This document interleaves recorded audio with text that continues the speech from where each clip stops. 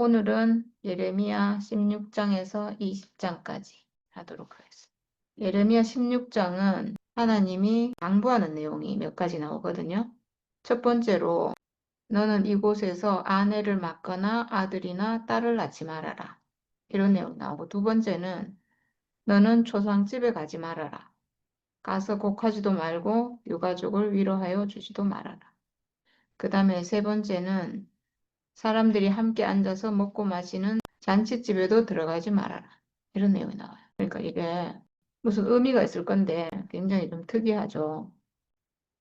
그러니까 지금 유다 땅이 멸망의 땅이 됐잖아요. 그래서 아마 이렇게 얘기하는 게 아닌가 싶어요. 아내를 맡거나 아들이나 딸을 낳지 말아라. 이거는 그 사람이 가장 기본적으로 할 일, 가장 중요한 일, 그리고 그런 일인데, 그러니까 사람이 살아있다면 가장 중요한 그런 일인데, 지금 여기는 죽음의 땅이 됐고 더 이상 희망이 없는 땅이 됐으니까 아내도 낳지 말고 자식도 낳지 말고 뭐 이렇게 하라는 건, 그러니까 완전한 저주고 완전히 끝난 거죠. 이제는 삶이라는 게 없다, 뭐 이런 뜻인 것 같아요. 그래서 뒤에 이제 설명을 뭐라고 해놨냐면, 사람들이 혹독한 질병으로 죽을지라도 울어줄 사람도 없고 묻어줄 사람도 없어서 죽은 사람들은 땅 위에 뒹구는 거름덩이처럼 될 것이다. 네, 이런 땅이 될 거니까 기본적인 정상적인 생활이 안 된다, 그런 얘기겠죠. 절망의 땅이 될 거니까 뭐 아내를 맡거나 아들이나 딸을 낳아도 다 죽을 거라, 이런 말인 거죠. 그 다음에 이제 초상집에 가지 말아라 이랬는데, 보통 초상집에 가는 걸 굉장히 중요하게 생각하잖아요. 마지막 가는 길이기도 하고, 그러니까 사람이 죽은 거에 대해서는 다 동정하고 위로하고 막 이런 문화가 있잖아요. 근데 초상집에도 가지 말아라. 저는 그래서 이거를 이렇게 한번 생각해 봤어요. 초상집에 간다는 건 죽은 사람을 문상 가는 건데, 나는 산 사람이기 때문에 가는 거거든요. 나는 살아있기 때문에 죽은 사람을 위로하러, 그리고 유가족을 위로하러 가는 건데, 갈 필요가 없다, 이거는 다 죽은 사람이다, 이런 말인 거죠. 나도 살았다 할 게 없다, 이런 의미 같아요. 그래서 뒤에 뭐라고 나오냐면, 이 땅에서는 높은 사람이나 낮은 사람이나 다 죽을 것이다. 네, 죽은 자나 산 자나 똑같다는 거죠. 다 죽은 자다, 이런 말이죠. 그래서 죽은 사람의 유가족을 위로하려고 그들과 함께 음식을 나누는 사람도 없을 것이며, 친부모를 잃은 사람에게도 위로의 잔을 건넬 사람이 없을 것이다. 네, 이렇게 절망의 땅이 됐다는 거죠. 그 다음에 이제 세 번째로 결혼식이나 뭐 이런 잔치집에도 가지 말아라 이랬는데, 이것도 마찬가지예요. 결혼은 정말 축하해야 될 일이고 가지 않을 수 없고, 아주, 그러니까 지금 여기서 말하는 건 아주 기본적인 삶을 얘기하는 거예요. 근데 그거 하지 말아라, 이런 말은 이제 그런 즐거움이 끝났다, 결혼이 끝났다, 이런 말인 거죠.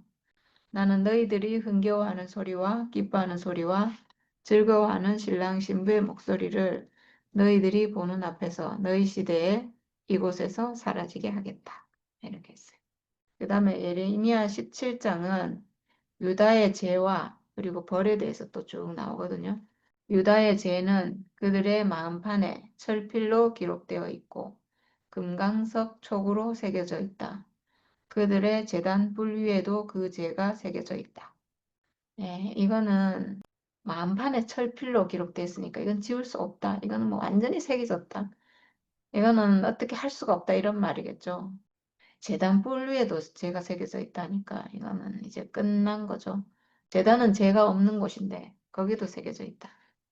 그래서 너는 내 몫으로 받은 땅에서 쫓겨날 것이며 내가 알지도 못하는 땅으로 끌려가서 내 원수를 섬기게 될 것이다.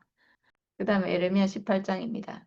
여기는 지금 토기장이의 비유, 토기장이를 비유하면서 또 하나님이 말씀을 하고 있는데, 이것은 주께서 예레미야에게 하신 말씀이다. 너는 어서 토기장이의 집으로 내려가거라. 거기에서 내가 너에게 나의 말을 선포하겠다. 그래서 내가 토기장이의 집으로 내려갔더니 토기장이가 마침 물레를 돌리며 일을 하고 있었다. 그런데 그 토기장이는 진흙으로 그릇을 빚다가 잘 되지 않으면 그 흙으로 다른 그릇을 빚었다. 이스라엘 백성아, 내가 이 토기장이와 같이 너희를 다룰 수가 없겠느냐? 이스라엘 백성아, 진흙이 토기장이의 손안에 있듯이 너희도 내 손안에 있다. 이렇게 하셨어요. 그러니까 토기장이가 진흙을 가지고 물레를 돌리면서 이제 토기를 만들잖아요. 이게 잘 안 되니까 그걸 가지고 다시 다른 그릇을 만들었다 이거죠. 그러니까 토기장이는 당연히 이렇게 할 수 있겠죠. 자기 마음대로 만드는 거니까. 그런 것처럼 하나님도 그렇게 할 수 있다는 거죠. 당연히 그럴 수 있죠. 하나님 우리에게 생명 주시는 분이고 또 생명 가져가시는 분이고 설사 오늘 내 생명을 가져가신다 해도 내가 안 됩니다 할 수 없잖아요.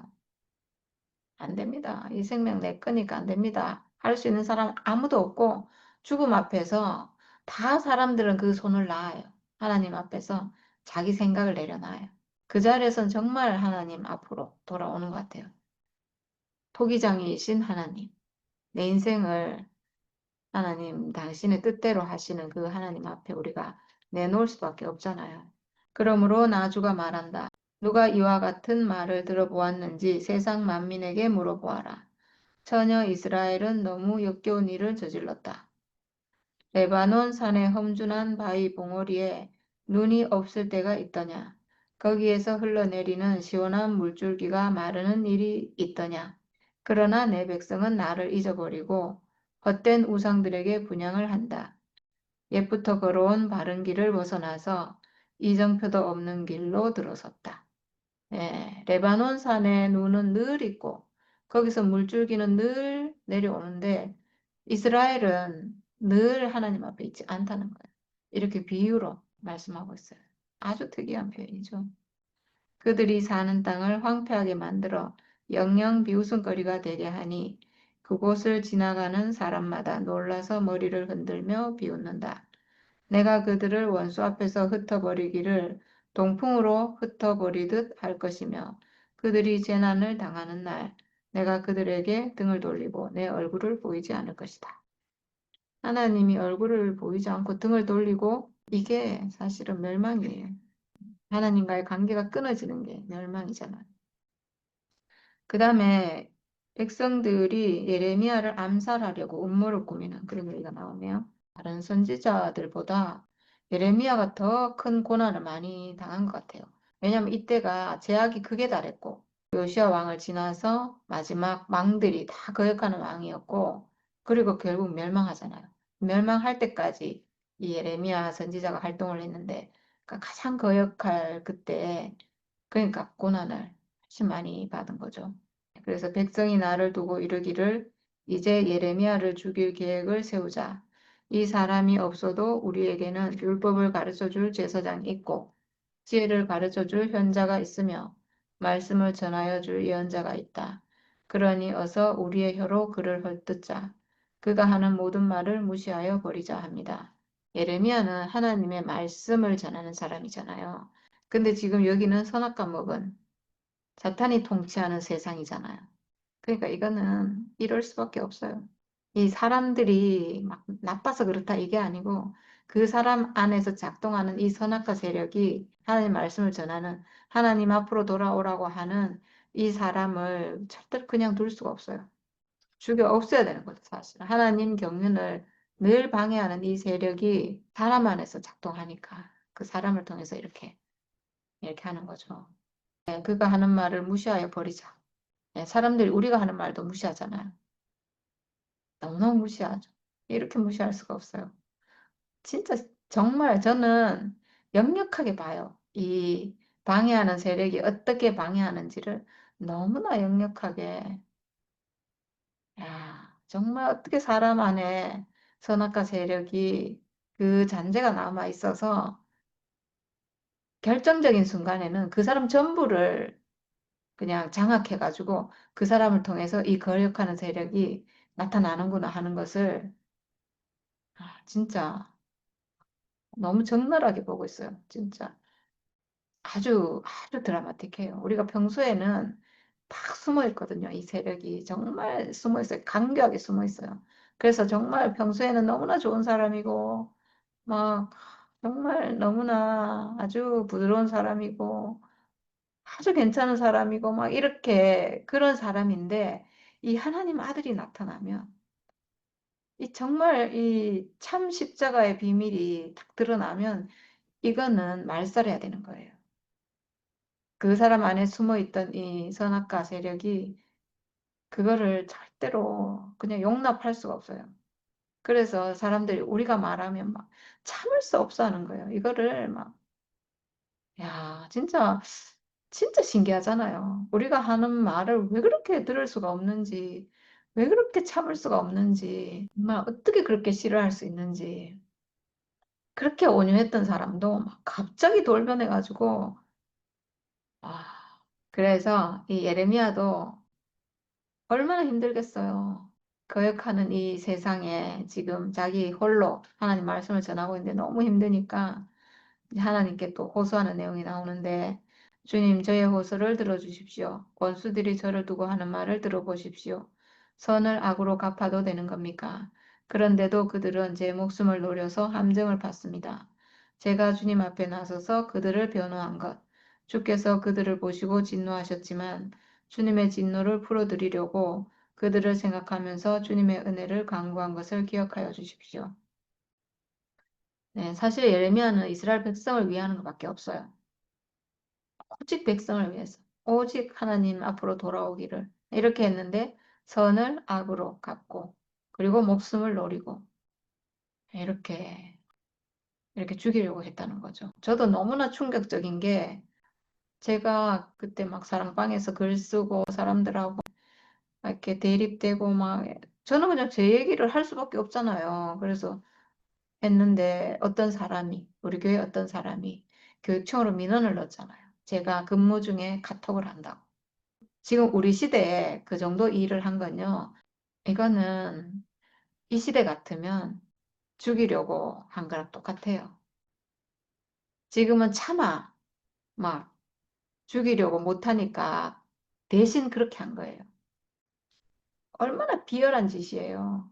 얼마나 비열해요. 우리는 지금 교회 안에서 하나님 복음을 얘기하면서 뭔가 이게 뭔가 소통이 안 돼가지고 서로 이게 지금 갈등이 있는 거잖아요. 이거는 아주 차원 높은 정말 아주 인격적으로도 굉장히 높은 차원의 하나님에 대해서 우리가 얘기하면서 벌어지는 일이잖아요. 그걸 세상 문제로 가져가서 직장에 가져가서 그거를 민원을 넣어가지고 저를 곤란하게 하고 심하면 저를 잘리게 할 수도 있고 이렇게 할 수 있는 일로 지금 한 거예요.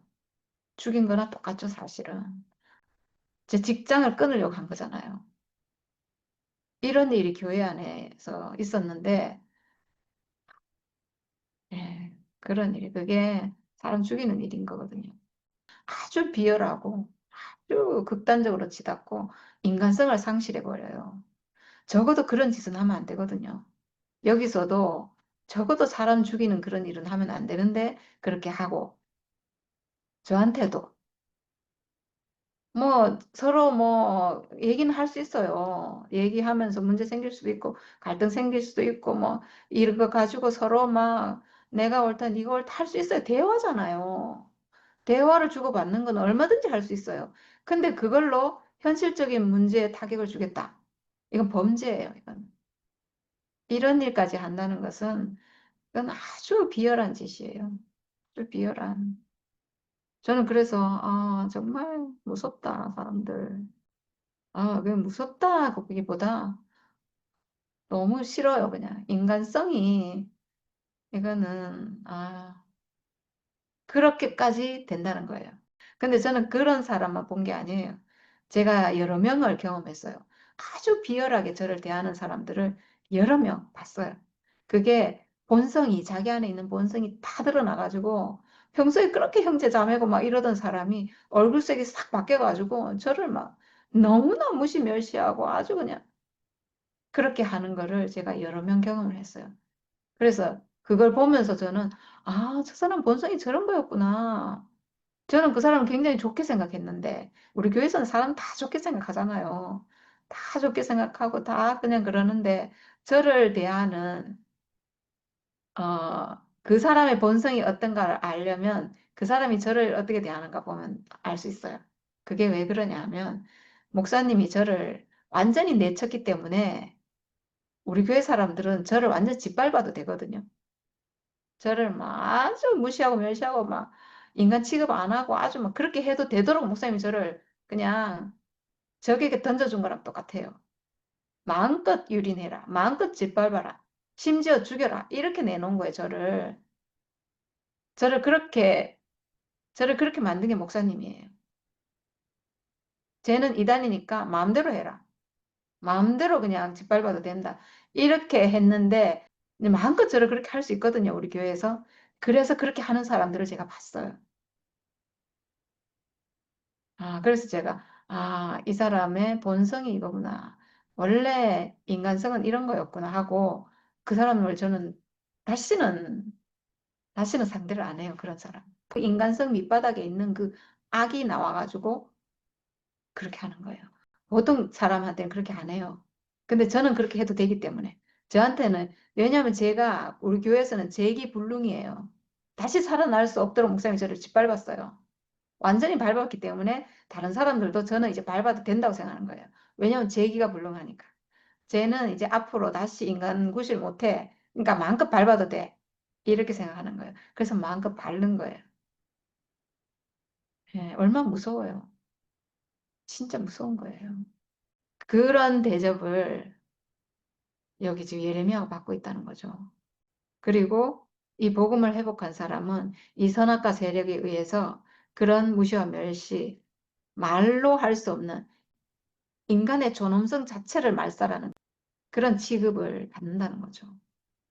그러니까 예레미야가 너무 힘든 거예요. 너무 힘들어서 지금 이제 이렇게 얘기하고 있고, 그리고 뭐라고 하냐 하면 그들이 이렇게 배은망덕하니 그들의 아들, 딸들이 굶어 죽거나 전쟁에서 죽게 하여 주십시오. 그들의 아내들이 아들, 딸들을 잃게 하시고 남편들을 잃어 가부가 되게 하여 주십시오. 장정들은 전쟁터에서 칼에 찔려 죽게 하여 주십시오. 그들이 저를 잡으려고 함정을 팠고 제 발을 걸리게 하려고 올가미들을 숨겨 놓았으니 주께서 그들에게 약탈하는 자들을 졸지에 보내주셔서 그들의 집집마다 울부짖는 소리가 터져 나오게 하여 주십시오. 주님, 저를 죽이려는 그들의 모든 흉계를 주께서는 다 아시니 그들의 죄악을 용서하지 마시고 그들의 허물을 가볍게 다루지도 마십시오. 주께서 진노하시는 날에 그들이 주님 앞에서 거꾸로져 죽게 하여 주십시오. 이렇게 기도했는데 필연적으로 이 생명은 그 심판의 날에 이렇게 될 수밖에 없는 거죠. 필연적으로. 그 다음에 이제 19장입니다. 19장은 항아리, 깨진 항아리를 비유해서 또 말씀하고 있어요.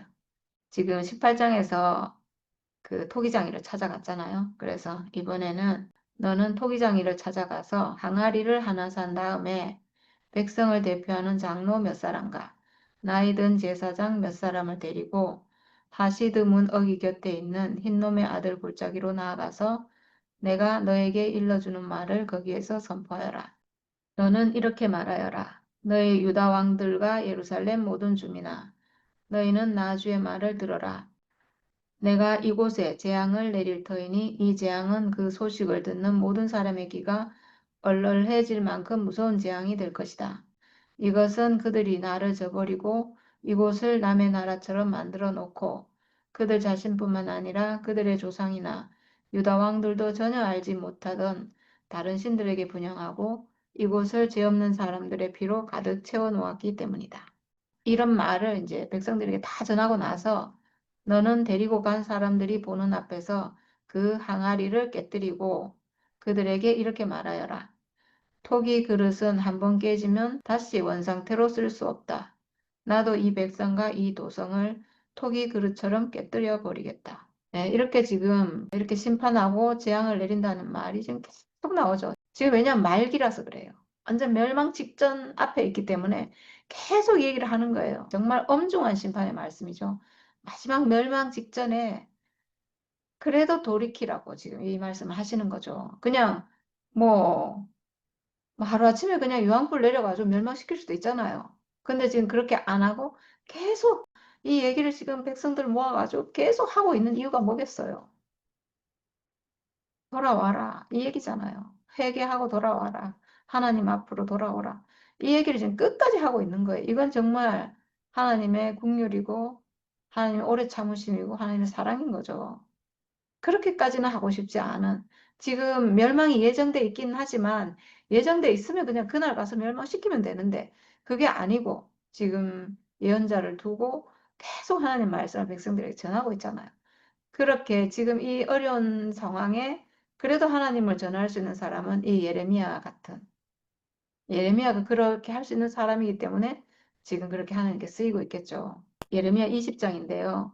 지금부터는 이제 예레미야가 고난받는 얘기가 좀 많이 나와요. 인멜의 아들로서 제사장이면서 주의 성전에서 총감독으로 일하는 바스훌이 이렇게 예언하는 예레미야의 모든 말을 듣고서 예언자 예레미야를 때리고 그에게 착고를 채워서 주의 성전 위쪽 베냐민 대문 근처에다가 가두었다.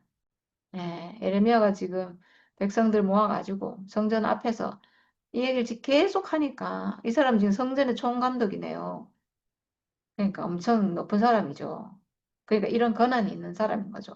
잡고 뭐 때리고 가두고 이렇게 할 수 있는 그런 권한이 있으니까 지금 이제 예레미야를 때리고 착고를 채웠다 이랬는데 착고는 발목에 채우는 형틀 이게 움직이지 못하도록 그렇게 해서 이제 감옥에 가뒀다는 거예요. 이렇게 되죠, 당연히. 어떻게 안 되겠어요. 예레미야는 아무 그게 없잖아요. 그냥 뭐 사람들이 인정해 주지도 않는 예언자, 선지자 이런 거니까 아무 힘이 없고 그래서 이렇게 했는데 다음날 아침에 바스훌이 예레미야의 착고를 풀어줄 때 예레미야가 그에게 다음과 같이 말하였다. 이렇게 하고 아마 다음날 또 풀어준 것 같아요. 주께서 이제는 당신의 이름을 바스훌이라 부르시지 않고 마골 미사빗이라고 부르실 것이요. 이렇게 이름을 이제 바꿔서 얘기했는데 바스훌은 자유, 번영 이런 뜻이고요. 마골 미사빗이라는 이름은 사망으로부터 오는 공포 이런 뜻이래요. 그러니까 심판이 있을 것이다. 당신을 두고 주께서 나에게 이렇게 말씀하셨소. 내가 너를 너와 내 모든 친구에게 두려움이 되게 할 것이니 너는 내 친구들이 원수의 칼에 찔려 쓰러지는 것을 내 눈으로 직접 볼 것이다. 또 내가 유다 백성을 모두 바빌로니아 왕의 손에 넘겨주면 그 왕은 백성을 더러는 바빌로니아로 사로잡아 가고 더러는 칼로 죽일 것이다. 또 내가 이 도성의 모든 재물과 모든 재산과 그 모든 기중품과 유다 왕들의 모든 보물을 원수의 손에 넘겨주어서 그들이 모두 약탈하고 탈취하여 바빌로니아로 가져가게 하였다. 그리고 바스우라 너와 내 집에 사는 모든 사람은 포로가 되어서 바빌로니아로 끌려갈 것이니 너는 내 거짓 예언을 들은 내 모든 친구와 함께 거기에서 죽어 그곳에 묻힐 것이다. 네, 이렇게 심판이 있을 것이다.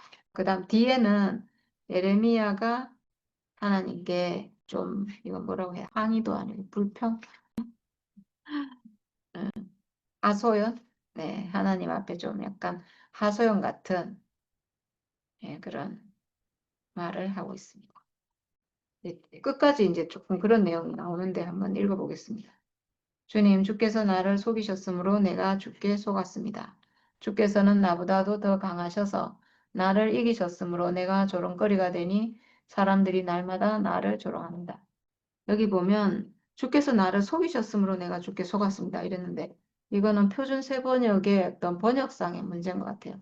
원어를 그대로 번역하다 보니까 이렇게 하나님이 뭐 예레미야를 속였겠어요. 이건 속였다는 뜻이 아니고 이 원어가 파타래요. 그래서 이게 설득하다, 권유하다, 그리고 뭐 속이다 이런 말도 있대요. 그러니까 이제 이렇게 번역한 건데 설득하고 권유하고 그러니까 하나님의 어떤 명령 앞에서 거부할 수 없는 하나님의 명령, 이걸 받아들일 수밖에 없는 어떤 소명, 이런 걸 말하는 거죠. 우리도 마찬가지예요. 우리도 뭐 굳이 사람들한테 이런 얘기를 해가지고 사람들한테 미움받고 멸시받고 저는 멸시받는 걸 못 참아하는 사람이에요, 제가. 뭐 누구나 그렇겠지만 아니 내가 무슨 죄 지은 것도 없는데 왜 이렇게 막 무시하고 멸시하고 경멸하고 막 혐오스럽게까지 생각하고 뭐 죽음을 얘기하니까 혐오스러워한다 이러던데 그런 대접을 제가 그거를 받는 걸 어떻게 참아요? 저는 절대 못 참아요, 그런 거를. 그런 사람들이 저한테 그렇게 하는 거를 제가 그렇게 막 너그럽게 참을 수 있는 사람 못 돼요, 저는. 저는 진짜 못 돼가지고 사생결단하고 끝장을 봐야 되는데 지금 아무렇지 않잖아요. 어쨌든. 근데 그런 대접을 받지만 왜 이 말을 계속하고 있고 미워하는 줄 알지만 이걸 계속하고 무시하는 줄 알면서도 이 말을 계속하고 왜 이렇게 하겠어요? 이건 거부할 수 없는 어떤 소명인 거예요. 거부할 수가 없어요. 이 운명을. 하나님께 붙잡힌 참 생명, 진짜 생명. 하나님의 참된 경륜 앞에서, 진실 앞에서, 진리 앞에서 이거는 거부할 수 없이 나를 설득하다 이랬는데 설득당한 거죠. 말하자면. 이 설득당했다는 표현도 좀 이상한데 제 생명이 그냥 그러니까 하나님 말씀에 내가 설득당했다.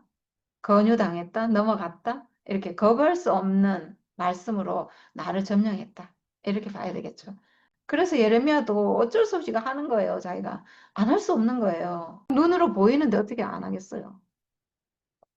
하나님의 진실이 보이고, 이 백성이 망할 것이 자기는 딱 보이는데 어떻게 안 하겠어요. 저도 마찬가지예요. 그래서 뭐라고 하냐, 내가 조롱거리가 되니 사람들이 날마다 나를 조롱합니다. 그래서 조롱거리가 됐죠, 저도. 저를 얼마나 조롱해요. 아우, 이거는 인간으로서 받을 수 있는 그런 게 아니에요. 세상에서도 그렇고, 이 세상 사는 이 사회에서 사람을 이렇게 무시 멸시하고 조롱하고 이런 일은 없어요. 없어요, 세상에. 우리가 하나의 인격체, 인간으로서의 존엄성을 가진 인격체인데, 누가 누구를 그렇게 무시하고 멸시하고 이런 일이 어떻게 가능해요? 근데 참 희한하게 교회 안에서 그런 일이 있다는 거예요. 이 종교가 그래서 무서운 거예요. 너무너무 무서워요. 이게 극한 상황에 가면 인간성을 상실해요. 그러니까 가장 인간성을 추구하는 종교에서 도리어 인간성을 상실하는. 우리가 아무리 보잘것없는 사람이라도 무시하고 멸시하고 이러면 그거는 인간 이하라고 생각하잖아요. 근데 우리 교회에서는 대놓고 막 무시하고 멸시하고 이렇게 하잖아요. 있을 수 없는 일이죠. 내가 입을 열어 말을 할 때마다 폭력을 고발하고 파멸을 외치니 주의 말씀 때문에 나는 날마다 치욕과 모욕거리가 됩니다. 네. 폭력을 고발하고 이스라엘 백성들의 폭력을 고발하고 파멸. 그래서 파멸이 올 것이다. 이 파멸을 외치니까 그러니까 죽이려고 하는 거죠. 날마다 치욕과 모욕거리가 된다고 했는데 정말 그렇잖아요. 저도 마찬가지예요. 저도 참복음을 말한 것밖에 없거든요. 사람이 그리스도 운명으로 회복되는 이 참복음 말한 것밖에 없어요. 예수 십자가에서 하나 되는 그 운명을 말한 것밖에 없어요. 진짜를 말한 것밖에 없어요. 진짜 하나님 아들로 회복된 거 그거 말한 것밖에 없거든요. 내가 나라는 사람이 그냥 존재 자체로 하나님이 지어주신 운명 자체로 나는 예수와 하나 됐고 나는 회복이 됐습니다. 그래서 너무나 감사하고 행복합니다. 이 말을 하는 것밖에 없거든요. 제가 잘못한 말이 뭐가 있어요? 남을 공격하기라도 했어요. 뭐 잘못됐다고 하기를 했어요. 근데 제가 이렇게 말하면 다른 사람들이 아, 나를 가짜라고 하는구나. 이렇게 듣는 거예요. 왜 내가 그렇게 변화됐다는 건데. 내가 회복이 됐다는 건데. 그럼 자기도 회복됐다고 하면 되잖아요. 나도 회복이 됐어. 나도 그 사람이야. 나도 그리스도 운명을 회복됐어. 이러면 되는데 제가 그리스도 운명을 회복됐다고 하는데 왜 자기들이 화를 내냐고요. 왜? 한 자리에서 만나지면 되지. 아, 나도 회복이 됐고 나도 온전한 하나님의 형상이고 나도 너무나 감사해. 이러면 되는데 저는 그 간증하는데 왜 화를 내냐고. 너무 이상하죠. 그래서 이렇게 힘드니까 예레미야가 이제는 주님을 말하지 않겠다. 다시는 주의 이름으로 외치지 않겠다. 하고 결심하여 보지만 그때마다 주의 말씀이 나의 심장 속에서 불처럼 타올라 뼛속에까지 타들어가니 나는 견디다 못해 그만 항복하고 맙니다. 와, 이게 예레미야의 진심이에요. 자기도 너무나 고난을 당하니까 안 해야 되겠다. 이렇게 생각은 하지만 안 돼요. 될 수가 없어요. 이 생명이 그게 안 돼요. 내 생명이 이미 다른 생명으로 바뀌었는데 어떻게 다른 말을 해요? 저는 절대로 다른 말 할 수가 없어요. 이게 할 수가 없어요.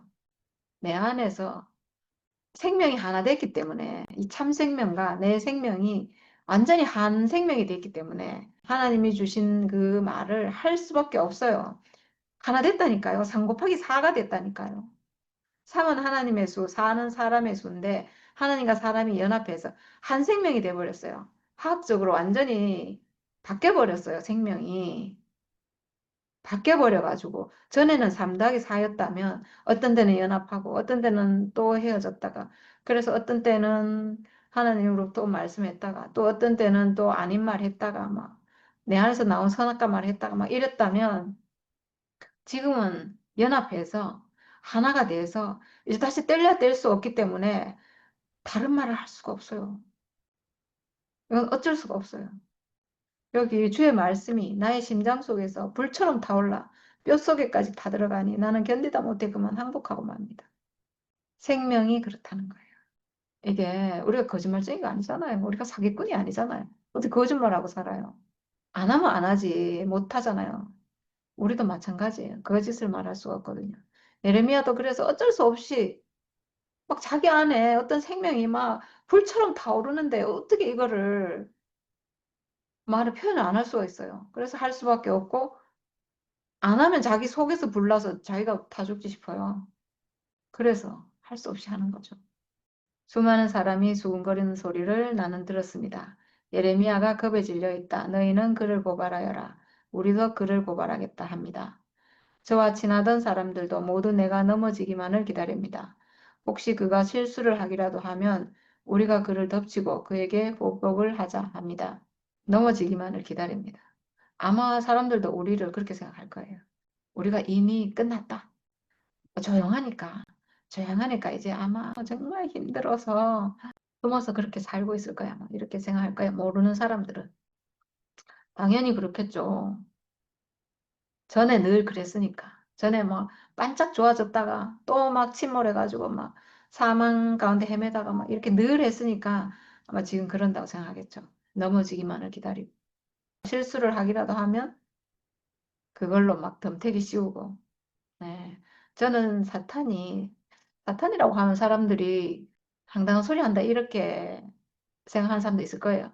아마 우리 교회에서는 그래도 뭐 알겠지만 세상 사람들은 무슨 저런 귀신 씨나라 까먹는 소리 하고 있나 이렇게 할 건데 이 사탄은 뭐 이상한 게 아니에요. 내 생각이에요. 내 생각, 내 안에 들어와 있으니까 내 생각. 우리가 실수하면요. 사탄은 절대 그냥 넘기지 않아요. 그걸 꼭 이용해가지고 넘어뜨려요. 사람을 넘어뜨려요. 제가 실수를 여러 번 했잖아요. 너무 인간적인 마음이 앞서고 어떤 사랑하는 마음 때문에 그렇게 한 건데 사람들을 붙잡고 싶어서 그렇게 한 건데 그것도 실수거든요. 그 실수를 통해서 사탄이 일을 해서 사람들이 다 떠나갔잖아요. 그렇게 절대로 그거를 그냥 용납하지 않고 우리가 실수하는 거를 절대 눈 감아주지 않아요. 반드시 그걸 통해서 방해를 해요. 사탄의 세력은 우리가 실수하기만을 기다리고 넘어지기만을 기다려요. 네. 그래서 제가 이제 그런 실수를 하면 안 되겠구나.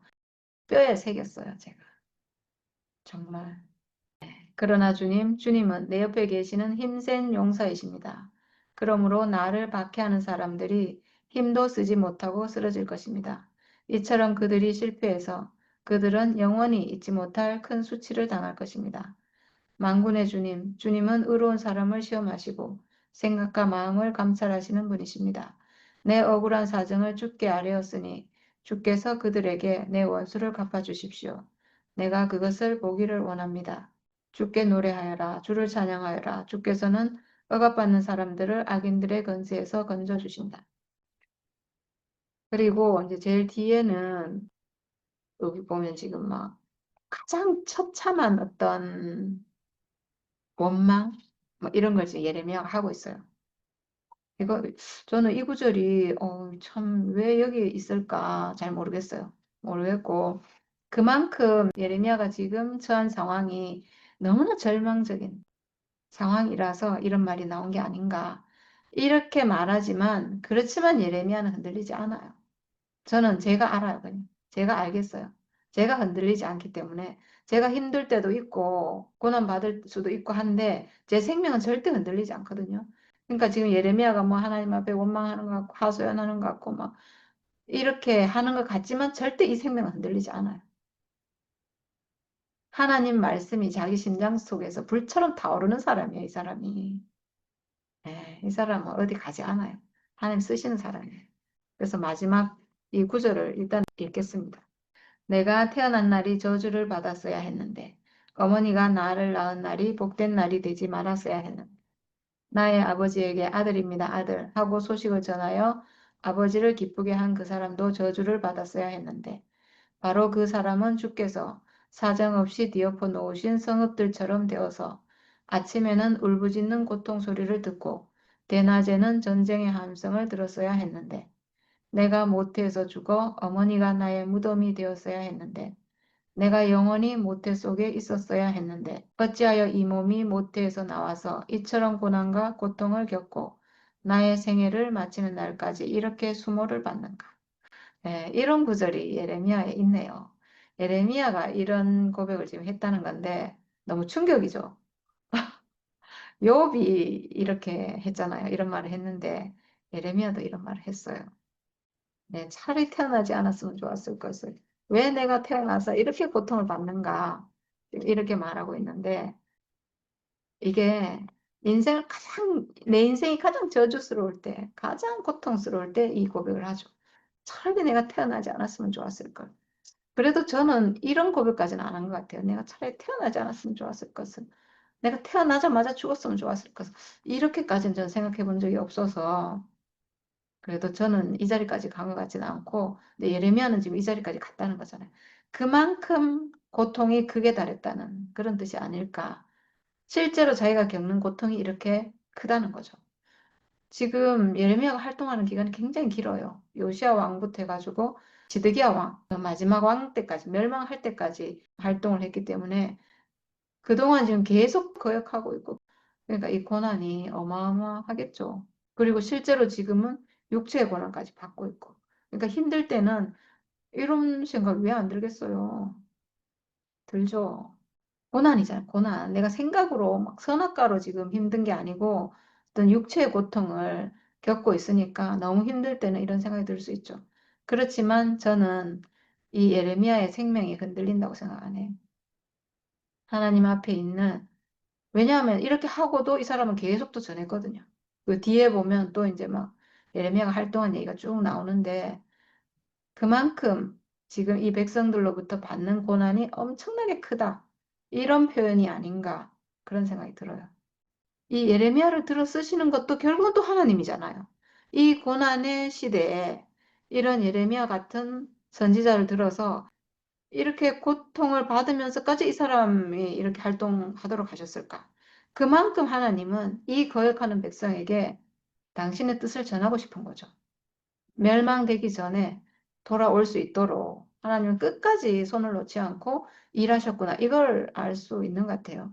인생의 가장 큰 절망까지, 완전히 마지막까지 간 그 절망까지, 절망에 도달할 때까지 이 사람을 이렇게 쓰셨다는 것은 하나님이 그만큼 이 이스라엘 백성을 향한 그 희망의 끈을 놓지 않고 끝까지 활동하셨다. 이건 지금 마지막이거든요. 예레미야가 이런 고백을 했다는 것은 끝까지 갔다는 거예요. 고난의 끝까지 갔다는 거예요. 그러면 하나님도 끝까지 일을 하셨다. 하나님도 끝까지 이 백성을 놓지 않고 당신의 말씀을 하시고 돌아오기를 바라셨다. 그렇지만 끝까지 안 됐다. 이런 얘기죠. 그래서 멸망할 수밖에 없구나. 그러니까 하나님 공연히 뭐 그냥 멸망한 것이 아니라 끝까지 갔는데 안 돼서 지금 멸망할 수밖에 없는 그 결과가 왔구나. 이렇게 알 수 있는 것 같아요. 네. 이런 분들이 있어서 예수께서 오셨고 끝까지 갔기 때문에 멸망했고 멸망했기 때문에 예수께서 오실 수밖에 없었고 그래서 오늘 우리가 있잖아요.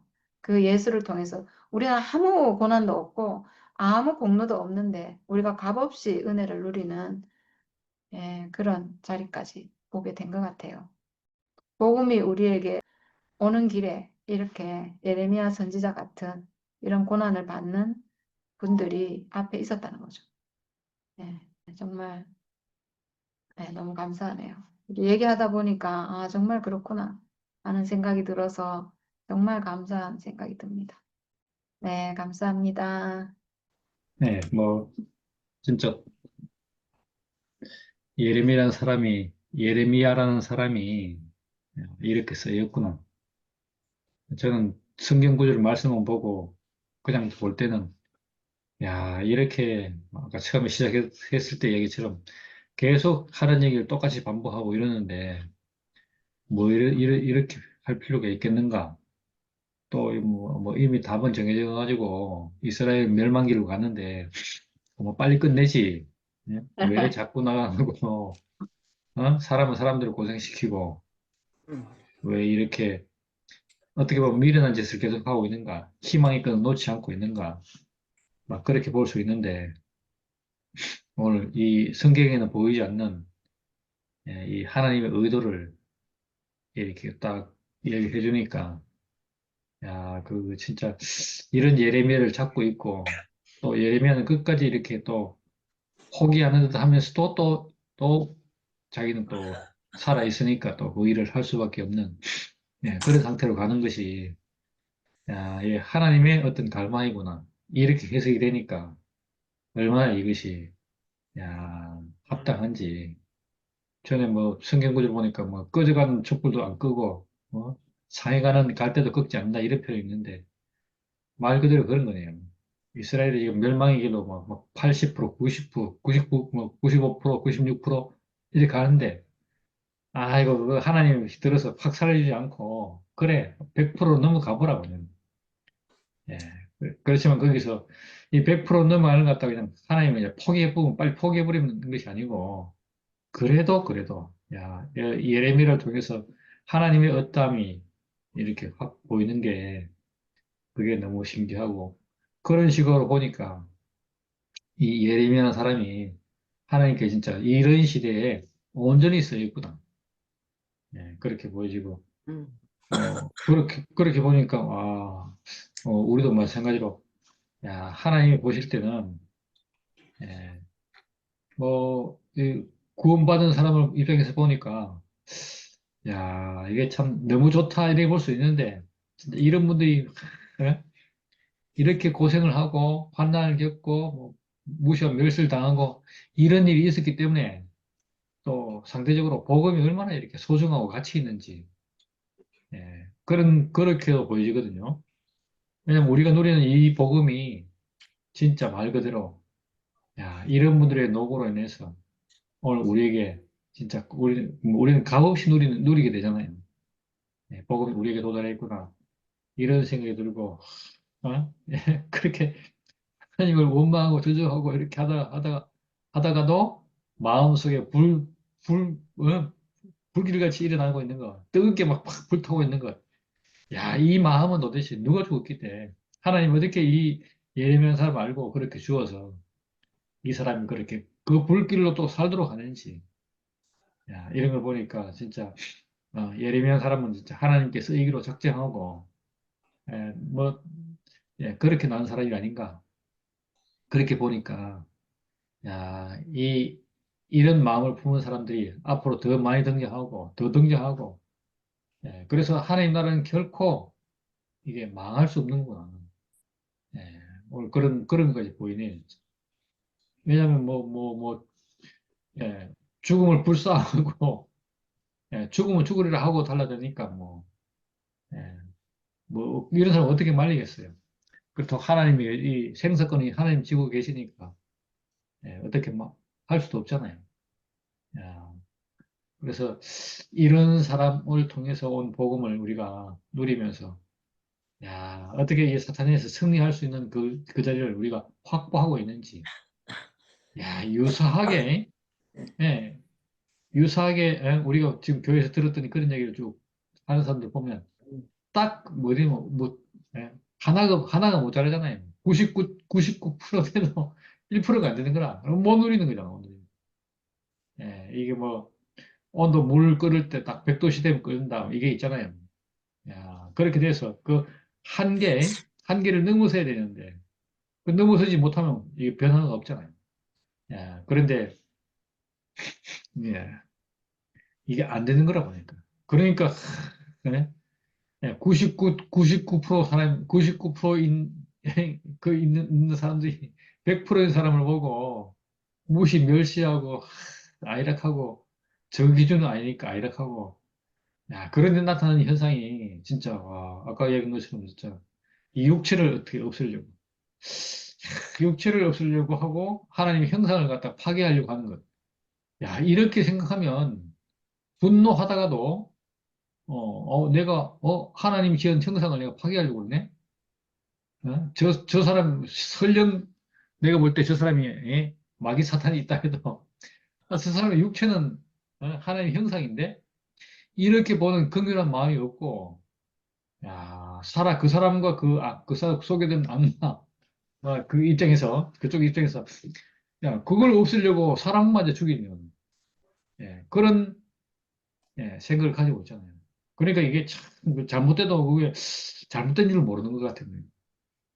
야, 사람이 이렇게 참, 그 종교가 참 어떻게 무서운 게, 이렇게 돼버리니까 뭐, 예, 저 한계가 없잖아요. 저도 그때, 야, 그 일 당할 때, 야, 이 사람들 봐라. 참, 옆에서 보니까 너무 어이가 없어가지고, 어떻게 학교에 전화해서, 그 교육청에 전화해서 그렇게 할 것까지 생각하냐. 야, 이게 진짜, 이거 세상 사람들 봐도 너무 어처구니 없는 일이잖아요. 뭐라 하겠어요. 민원이 들으니까 처리는 하지만은, 이야기를 생각하고 그 사람들도 해야 할 일을 하겠지만은, 너무 어이가 없잖아요. 그래, 마지막 말 그 말 들으면 뭐 하겠어요.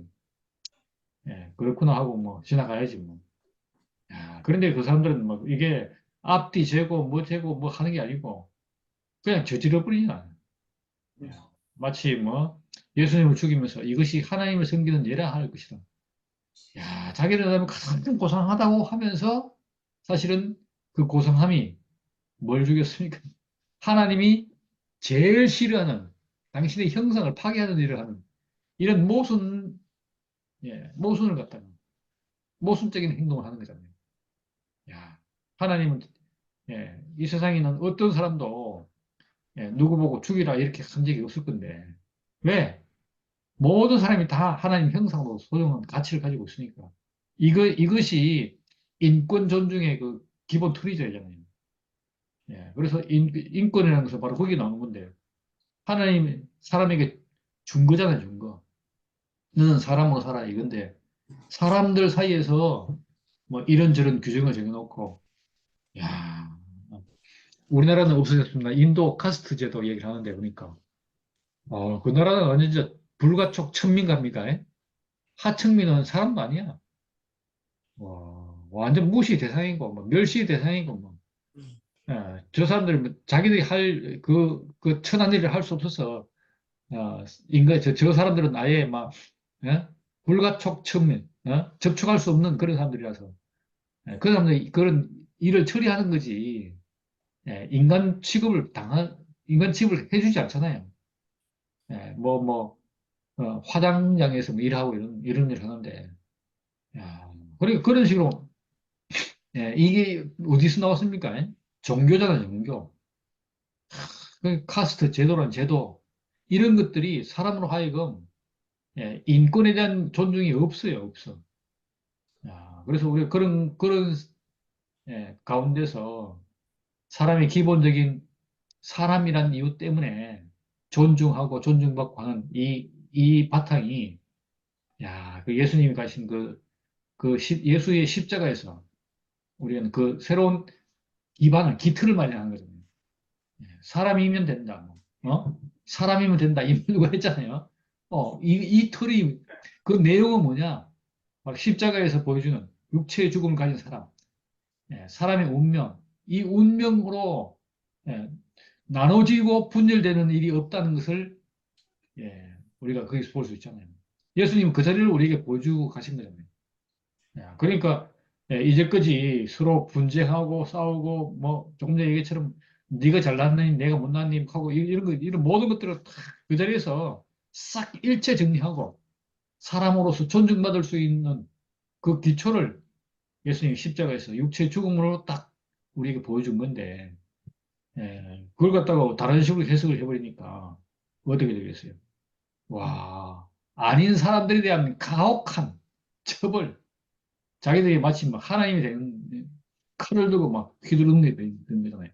하나님이 그 칼 들고 휘두르고 한 사람은 없지 싶은데, 자기들이 말이 막 정의의 사도가 되어서 칼 가지고 사람을 죽이는 일에 앞장서는 거죠. 마치 예수님 시대에 예수를 죽이면서 하나님을 섬기는 예락하면서 예수를 죽였듯이 그렇게 하는 거잖아요.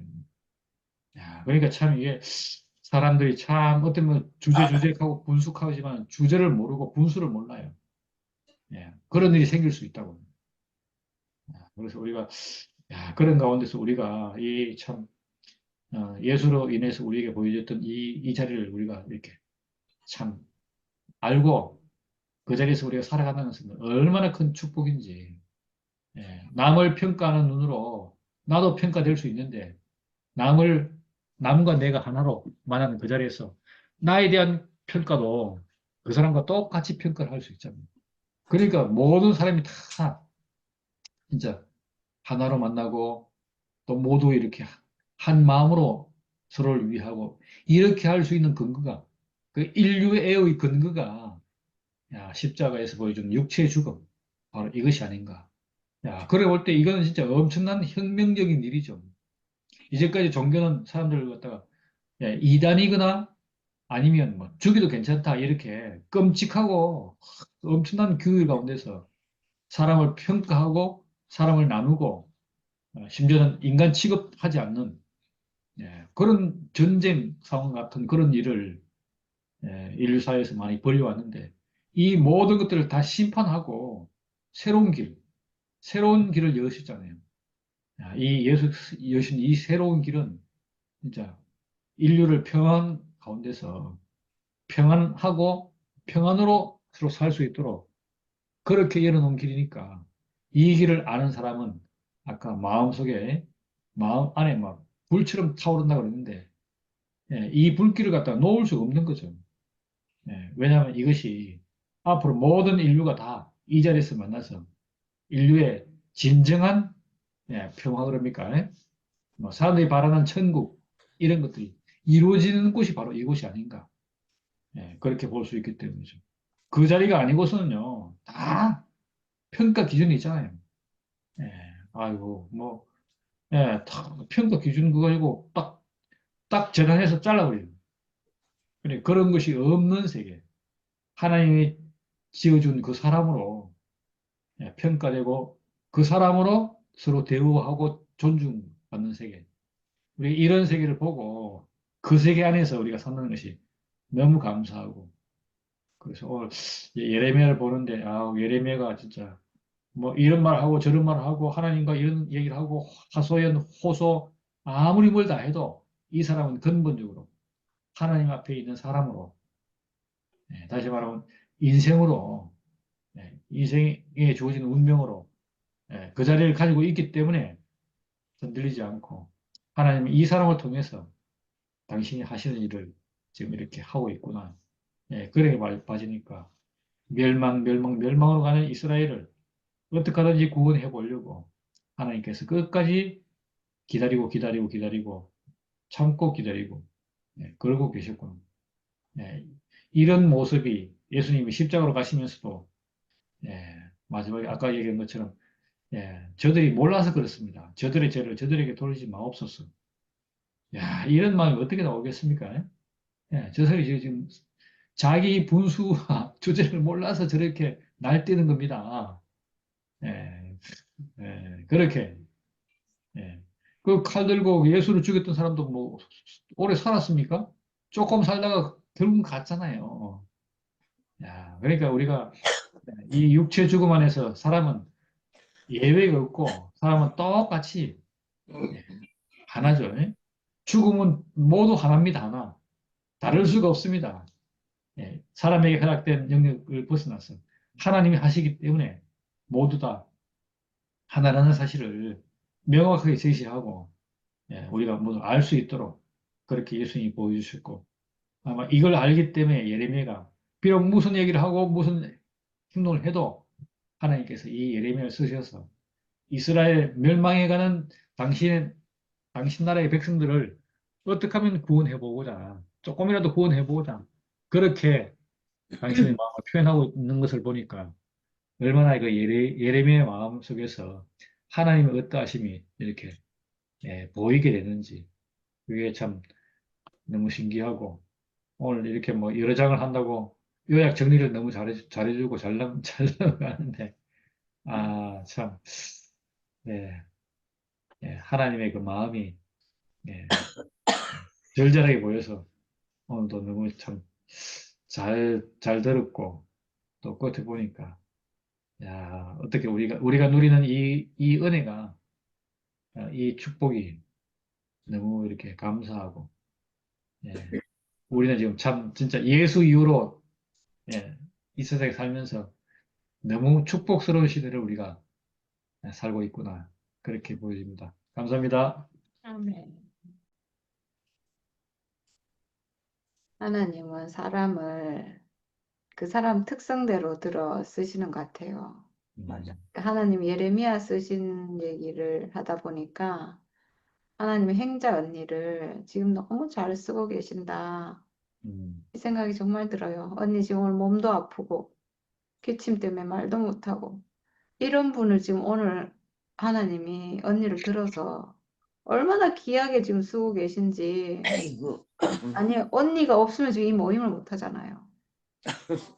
언니 육체가 언니 존재 자체가 지금 얼마나 귀하게 쓰이고 있는지 아멘. 갑자기 제가 그 생각이 드니까 지금 이 시대에는 이 구약 시대는 예레미야를 쓰신 하나님이 오늘은 언니를 지금 이렇게 너무나 귀하게 쓰고 있구나. 제가 왜냐하면 우리 둘이 딱 들어와 있고 언니 아직 들어오지 않았을 때 둘이 이렇게 있다고 생각하면요 모임을 못 하겠어요. 말씀이 한 개도 안 나와요. 근데 언니가 딱 들어와 있으면 신기하게 이게 된다니까. 음, 제가 그거를 경험하면서 와 언니 한 사람이 너무 소중하다. 그러니까 하나님 지금 들어 쓰시는 거죠 언니를. 언니 육체를 지금 쓰고 있잖아요. 맞지. 언니는 지금 아프고 말도 못하고 이런 상황인데 그럼에도 불구하고 지금 하나님 언니를 쓰고 있다니까. 야, 이 예레미야를 읽으니까 예레미야가 이 사건이 어째서 우리 사건 바로 우리 그래. 사건이네, 그제? 맞아요. 아멘. 똑같아, 참말로. 네. 음, 음.